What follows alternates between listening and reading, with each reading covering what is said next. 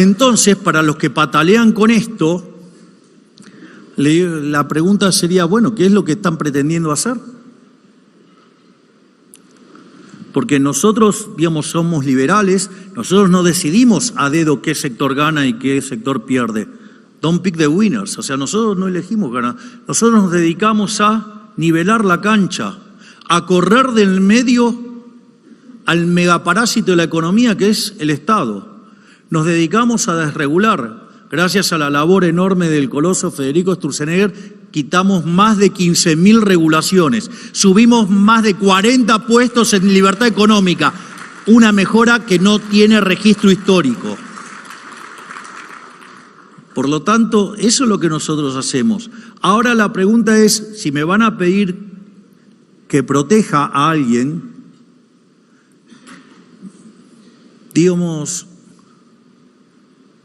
la pregunta es, lo voy a plantear brutalmente en términos de utilitarismo político. ¿Por qué yo debería beneficiar a 3 corruptos ineficientes en contra de 48 millones de argentinos? ¿O acaso es justo pagar los neumáticos 4 veces más caro? ¿O acaso es justo pagar los tubos de acero 3 veces más caro? Me parece que no. Es decir, y que lo paguen todos los nabos como nosotros con un gas más caro, por ejemplo, porque el tubo es más caro y el precio del transporte se traslada directo. Me parece que, digamos, si hago la cuenta en términos de utilitarismo político, no cierra. ¿Eso es suficiente? No, claro que no. La pregunta es, ¿y en términos de economía es eficiente? Mire, si cambian los precios relativos, usted va a tener un cambio de asignación de recursos. Entonces ustedes lo que me están proponiendo entonces es que yo tuerza la voluntad del mercado modificando los precios. O que, digamos, si alguien ganó y alguien perdió, entonces tengo que compensar al que perdió. Eso sería una aberración. Porque eso va a implicar que ustedes quieren omitir el efecto de reasignación de cambio de precios relativos. Por lo tanto, el sector que se tiene que expandir no se expande y el sector que se tiene que contraer que se queda parasitando. Consecuentemente, ustedes no progresan. Lo voy a hacer con un ejemplo más violento para que se entienda. Muchos de ustedes recordarán la pandemia. Un elemento que eso está en un libro mío que se llama Pandenomics, está un montón de cosas explicadas, pero veamos el caso del barbijo. Frente a la pandemia hubo una reasignación de demanda, la gente que quería comprar barbijos. Consecuentemente, ¿qué tendría que haber pasado con el precio relativo de los barbijos? Tendría que subir. ¿Y eso qué haría? Que los recursos se reasignarían desde algún lado de la economía hacia los barbijos.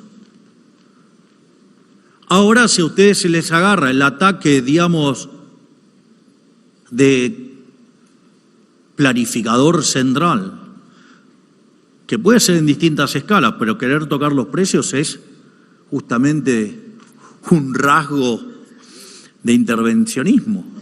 En ese contexto, se les ocurre hacer populismo y dicen, no, el precio de los barbijos no va a subir porque es una situación de emergencia. Qué caro que sería el populismo en ese caso, porque habría menos barbijos y consecuentemente se moriría más gente. De hecho, nosotros durante la pandemia hicimos populismo. Hicimos populismo con los barbijos, hicimos populismo con las vacunas, hicimos populismo con los test. Y la consecuencia fue que si Argentina hubiera sido como un país mediocre, hubieran muerto 30.000 personas. Y perdón el término, pero esos hijos de puta nos hicieron que murieran 130.000 argentinos. O sea, se llevaron la vida de 100.000 argentinos por hacer populismo.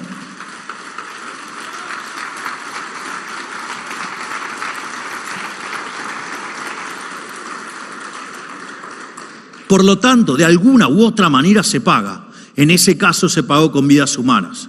En otro caso se paga con más pobres y con un peor nivel de vida, a costa de los ineficientes. El otro día lo escuchaba a Salvador Di Stéfano, dijo una frase, era genial. Digo, me encantó.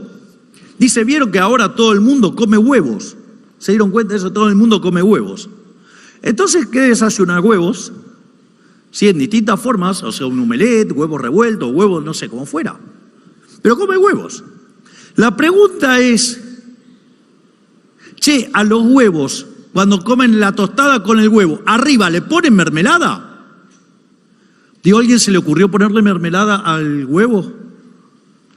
Bueno, es un dato interesante. Che, están mandando la quiebra a los productores de mermelada. ¿No se dan cuenta de las aberraciones que dicen estos que están enfermos de socialismo? Digo, ¿qué van a esperar que pase con los productores de mermelada? ¿Y por qué, digamos, eso, si le pasa al productor de mermelada, nadie se queja, y si le pasa, digamos, a don Chatarrintos, ponen el grito en el cielo? ¿Por qué? ¿Porque tiene más poder?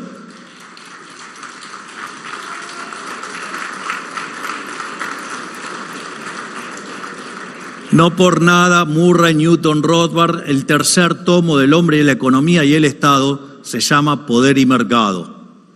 Y ya, digamos, un título parecido había usado mucho tiempo atrás von Baberg, que recomiendo fuertemente leerlo, porque no solo que era un teórico de fuste, sino que además había sido ministro de Economía del Imperio Austrohúngaro. Con lo cual, cuando le describe las cosas que se cocinan en el poder, digo, vale la pena aprender bastante y para ser bastante más mesurado al momento de opinar, porque les puedo asegurar que estar sentado en la silla eléctrica es bastante más complicado que estar desde una pantalla opinando. Pero más allá de eso, que, digamos, lo más importante es si los argentinos están bien o no, y es si las políticas son justas o no. Entonces vimos que utilitaristamente en términos políticos no sirve, en términos de eficiencia no sirve, pero aun cuando fuera el caso de esos beneficios, si esa política fuera injusta no merecería la pena ser llevada a cabo. Entonces a mí, alguien que venga y me explique por qué robar el fruto del trabajo de otra persona, cercenarles la libertad está bien, porque para mí robar y cercenar las libertades está mal. Tanto, digamos, los impuestos, tanto como las regulaciones son vulneraciones al derecho de propiedad, y eso está mal, y esas políticas son injustas e inexorablemente van a terminar mal. ¿Y saben qué? Tenemos evidencia empírica argentina de los últimos 100 años, que lo que hicimos sistemáticamente fue violentar el derecho de propiedad, y eso fue lo que nos hundió. Pero más allá de eso, hay un elemento muy positivo para terminar la presentación, porque ya vimos que el producto está en máximos históricos, vimos que el consumo está en máximos históricos, que las exportaciones en máximos históricos, que el RIGI viene funcionando bárbaro, que se está recomponiendo el crédito, con lo cual todo nos hace más optimistas hacia adelante. Entonces la pregunta es si la inflación va a bajar. Y si el problema fue que la inflación se generó por caída en la demanda de dinero, entonces veamos qué está pasando con la demanda de dinero. Y vimos que si el Banco Central no hubiera comprado más de 6.000 millones de dólares, el tipo de cambio estaría en 1.100 y hoy la tasa de interés está en torno al 20%. Esto quiere decir que la demanda de dinero está subiendo y que por ende la inflación va a caer. Y si ustedes miran este gráfico y miran tipo de cambio y tasa de interés local, Argentina en este contexto mundial fue el que mejor se desempeñó en términos de apreciación del tipo de cambio y en términos de caída de la tasa de interés. Por ende, la demanda de dinero en Argentina se está recomponiendo. Consecuentemente, tarde o temprano vamos a derrotar la inflación. Por lo tanto, vamos a hacer de Argentina el país más libre del mundo y no tengan dudas que el liberalismo va a salir adelante. Que Dios los bendiga a todos. que las fuerzas del cielo nos acompañen y ¡viva la libertad, carajo! Muchas gracias.